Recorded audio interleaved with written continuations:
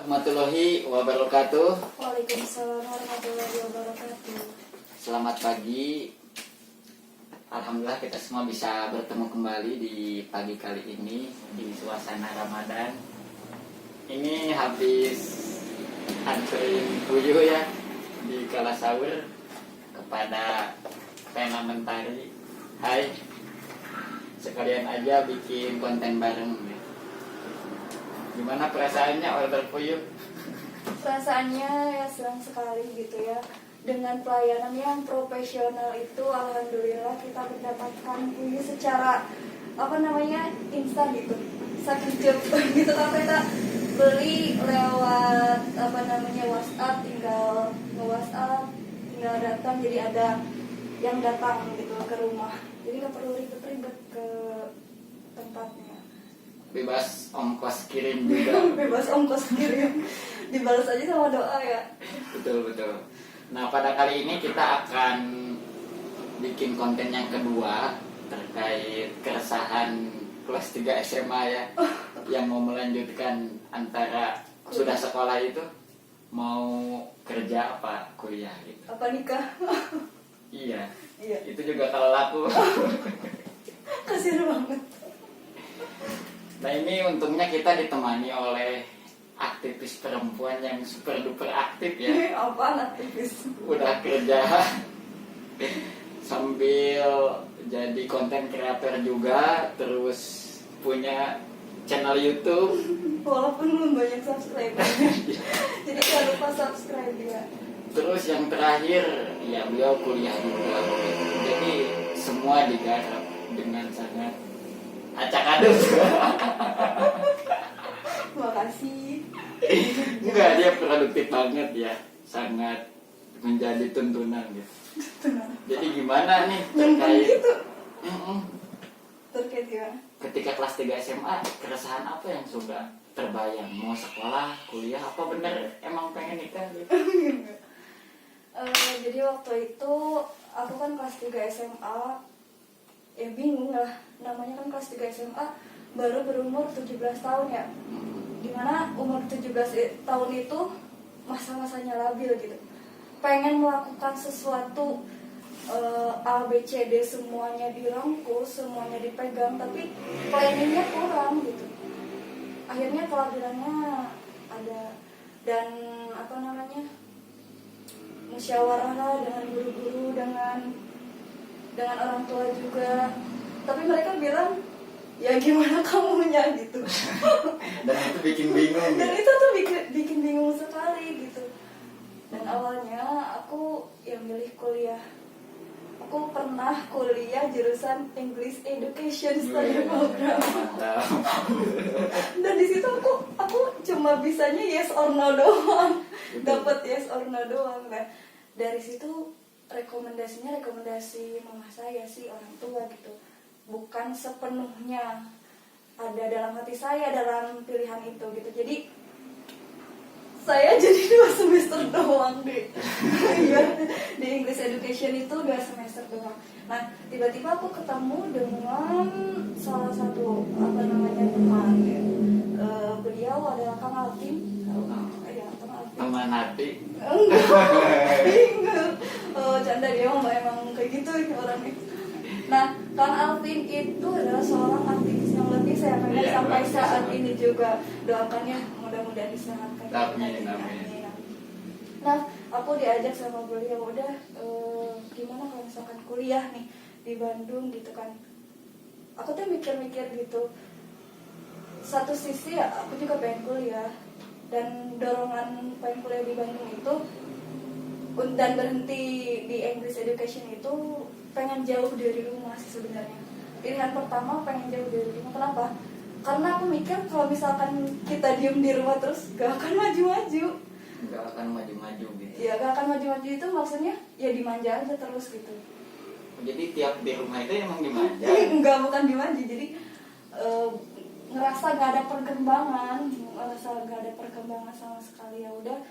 Jadi aku ke Bandung lah. Tapi kuliahnya masih online, tetap aja. Masih daring juga kan? Iya, masih daring juga, ya tetap aja sih. Ya akhirnya kerja kerja juga, kerja sampingan lah, kayak ya apa tukang dagang ya. Iya. Aku mau wanita pedagang. Ya dagang apa namanya kayak customer service juga, tentang konveksi. Dagang online juga. Jadi kalau misalkan itu kerudung misalkan. Oke, sambil itu endorse juga. Nah, Tapi menarik ya Teh, kata Teteh kan bahwa di rumah itu bikin penat dan Iya. membosankan Iya. dan dimanja juga. Mm. Malah ada istilah bahwa rumah lah tempat peristirahatan terindah gitu. Jadi kok ini sampai ke betah. ya kalau lama-lama staying di rumah mah bukan teristirahat yang terindah. Menurut aku istilah peristirahatan yang terindah itu setelah kita mencapai sesuatu yang luar biasa di luar sana gitu loh. Ya contohnya. Contohnya misalkan kita keluar dari rumah itu dengan tujuan bekerja atau tujuan mondok ya, atau tujuan apalah yang mencari ilmu, kuliah misalkan. Jadi hasil pulang ke rumah itu dengan membawa suatu kebahagiaan. Makanya aku pernah nulis salah satu sajak Sunda, judulnya Jig Indit. Ya.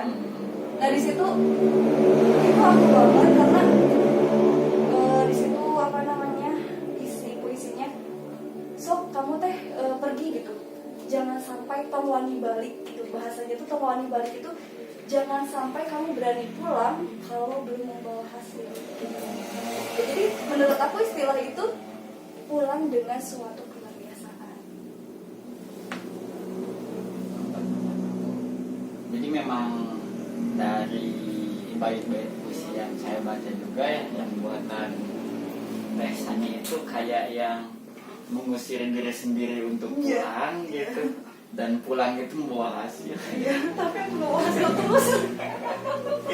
Aduh. Iya. Jadi di sini juga aku pernah apa sih ada pena mentari official, kan aku namanya sebenarnya Sani.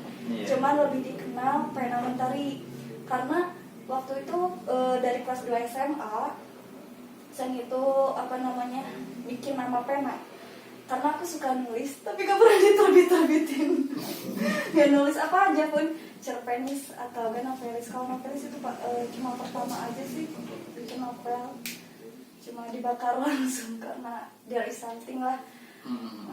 Udah gitu. Something is someone. Nah, pena mentari itu berawal dari kelas 2 SMA yang asalnya aku iseng gitu kan bikin musikalisasi puisi dengan editor seadanya pakai insert gitu kan ya.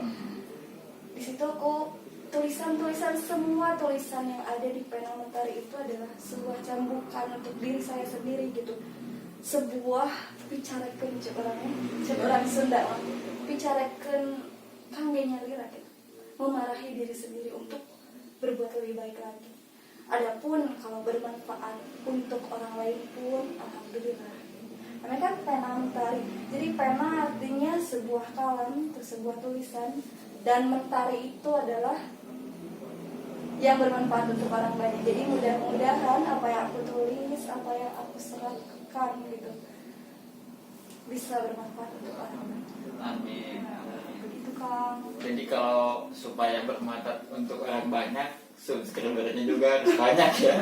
Tapi subscribernya kan nambah. Iya, mudah-mudahan cepat naik juga ya. Iya, Teteh akan yang nge-subscribe channel aku, mudah-mudahan sehat kan jadi batinnya, lancar rezekinya, segala cita-citanya terwujud nyata gitu. Iya. Mau Menarik. bisa. Yang paling fundamentalis itu ketika sekolah ya. Setelah kita memutuskan untuk bekerja, kuliah atau menikah, bahkan kalau saya pribadi ngerasa sekolah itu dapat apa sih gitu. Selama 12 tahun Formalitas dong. iya gitu, ketika ditanya sama orang tua sekolah dapat apa, iya bingung mau jawab apa gitu. Kalau ranking 1 mah nggak bingung jawabnya apa. Iya, tapi kalau saya dapat ranking 1 sering malah jangan sampai sombong. Iya. Gitu. Jadi harus pakai ilmu padi kalau orang Ya, tua bilang. kalau Kang Sarul sendiri itu gimana perasaannya waktu SMA? Memutuskan untuk gimana nih? Gitu. Mau kerja atau gimana? Pernah bingung juga kan pasti. Waktu SMA itu saya dendam dengan guru-guru SMA sampai SD. Bejakun ya. Serius, bukan dendam, gimana ya?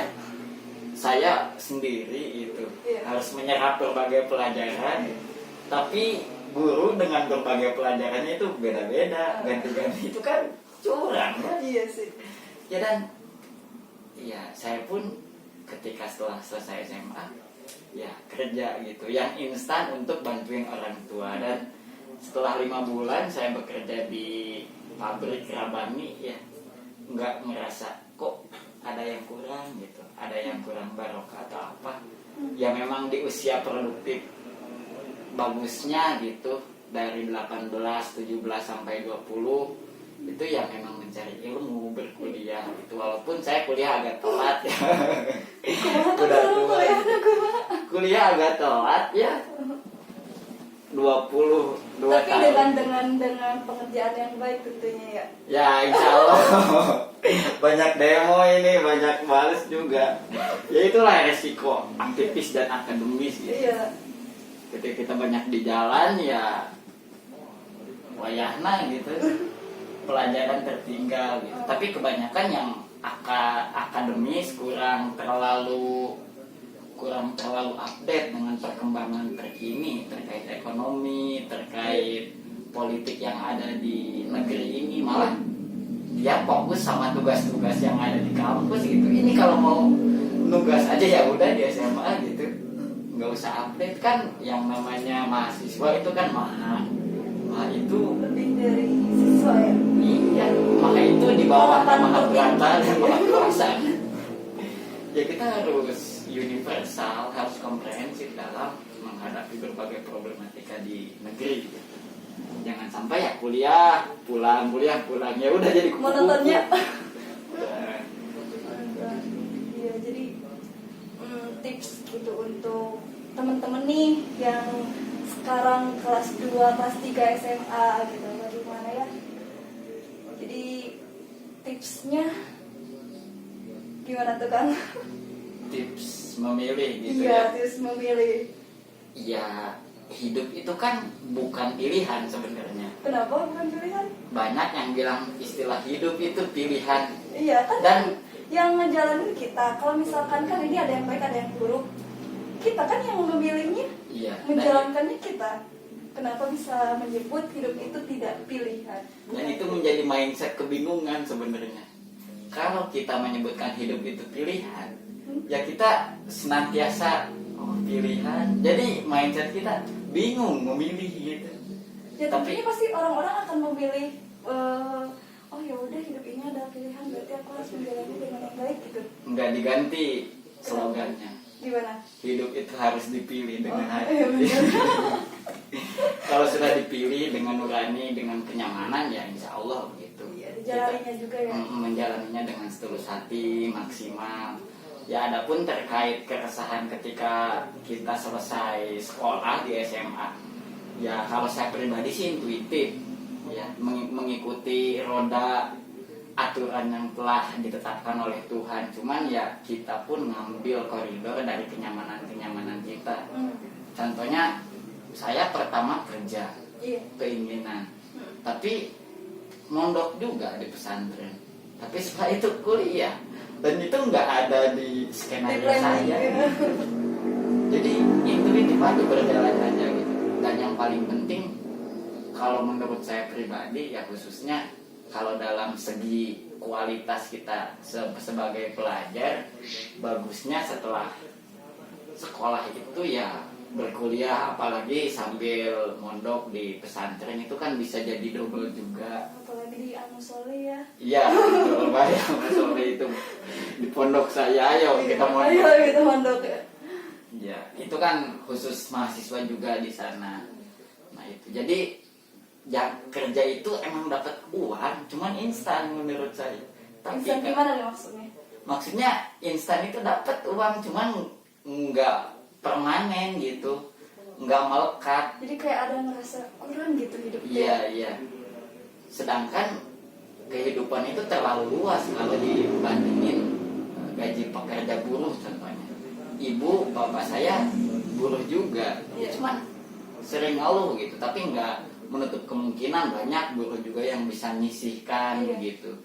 Tapi ya kalau menurut saya pribadi lebih baik kenapa sih nggak mencoba berwirausaha gitu sambil kuliah sambil mesantren juga, itu kan lebih dapat semuanya. Cuman bagaimana saja kita bisa mengatur tempo juga skala prioritas kita ketika kuliah, ketika mondok, atau ketika lagi mengatur bisnis kayak Tesani ini ya.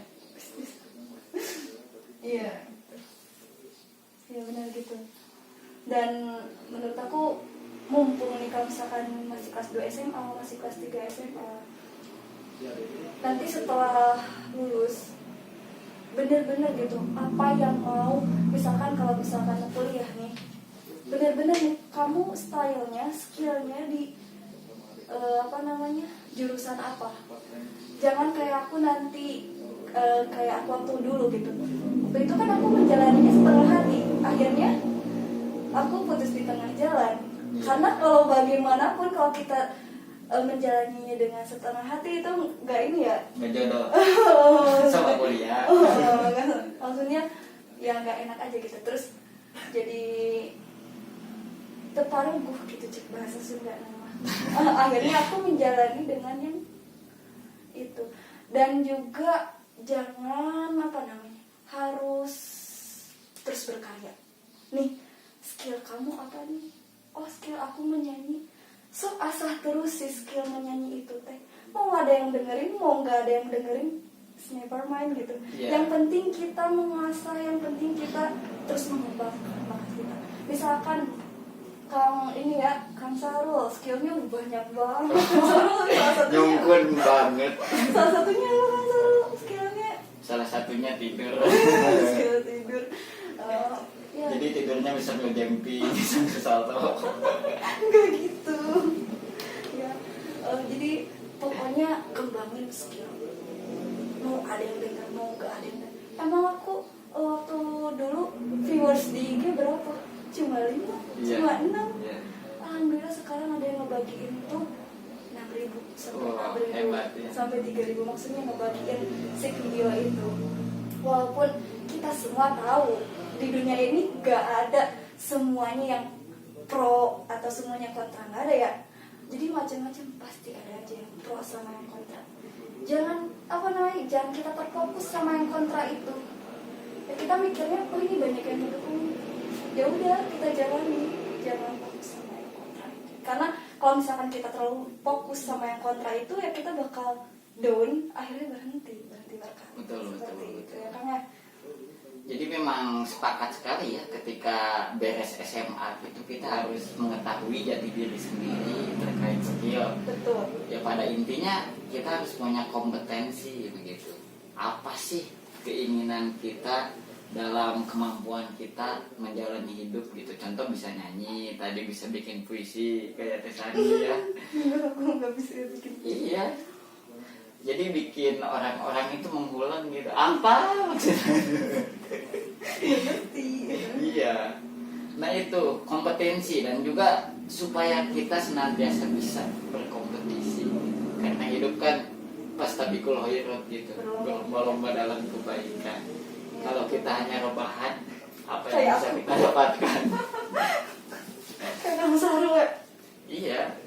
Tapi insya Allah rebahanku produktif. Oh yes.